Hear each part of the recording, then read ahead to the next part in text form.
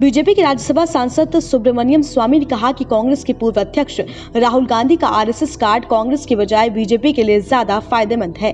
उनका मानना है कि राहुल की इसी नादानी की वजह से बीजेपी को पहले 2014 और फिर 2019 में मनमाफिक सफलता हासिल हो चुकी है।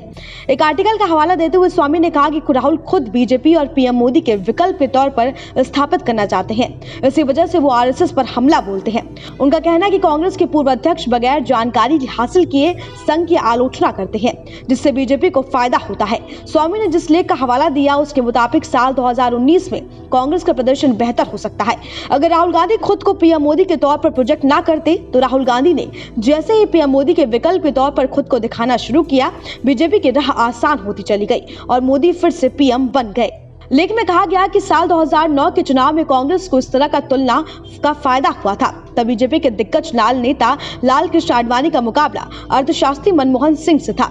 आडवाणी की भिड़ंत अगर सोनिया से होती तो बीजेपी आसानी से सत्ता के शीर्ष पायदान तक पहुंच जाती, लेकिन उनका मनमोहन सिंह के साथ मुकाबला होने पर बीजेपी को शिकस्त झेलनी पड़ी।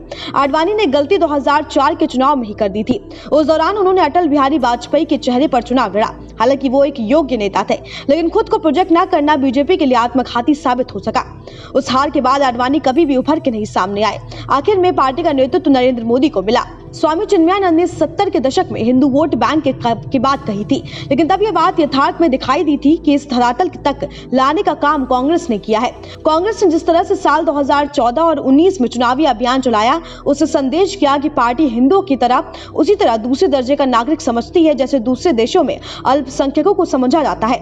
इससे बहुसंख्यक समुदाय में गलत संदेश जाता है। कांग्रेस खुद को नेहरू के बताए सेकुलर पथ पर आगे बढ़ाती रही है। इससे बीजेपी का वोट बैंक अपने आप पुख्ता होता चला गया। राहुल गांधी अपने बयानों से अब इस वोट बैंक को और ज्यादा मजबूती देने लगी है। लेख में कहा गया कि बीजेपी चीफ जेपी नड्डा ने इसके लिए राहुल गांधी का पूरी तरीके से शुक्रगुजार होना चाहिए। लेख के मुताबिक राहुल इसी तरह से बोलते रहे तो बीजेपी की जड़ें और ज्यादा पुख्ता होती जाएंगी।